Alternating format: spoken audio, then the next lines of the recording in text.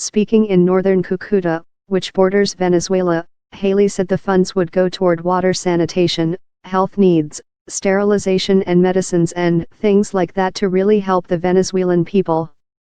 Most migrants cross into Colombia with only the possessions they can carry. Many are underfed and in need of medical care. At some point Maduro is gonna have to be dealt with, Haley said, referring to Venezuelan President Nicolas Maduro. Venezuela's information ministry did not immediately respond to a request for comment. Haley has long been critical of Venezuela at the United Nations, requesting a closed-door Security Council meeting in May last year and then holding an informal public council meeting in November, which was boycotted by Russia, China, Egypt, and Bolivia. Any U.S. push for UN Security Council action against Venezuela would likely be blocked by Russia and China.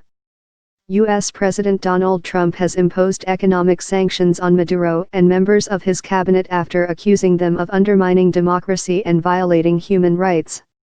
With the new aid, the United States has donated $46 million in Latin America since fiscal 2017 to confront the Venezuela crisis, according to the United States Agency for International Development.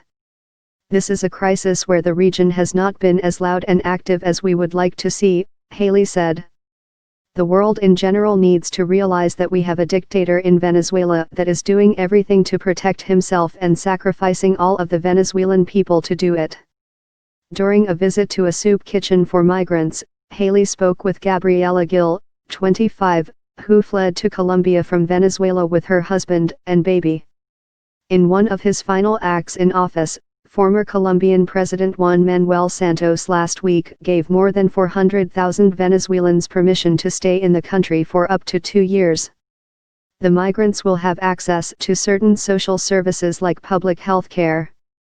Colombia, whose relations with Maduro are often frigid, has accepted the bulk of migrants from Venezuela, and 200,000 Colombians who had been living in Venezuela have returned home, according to Colombian figures.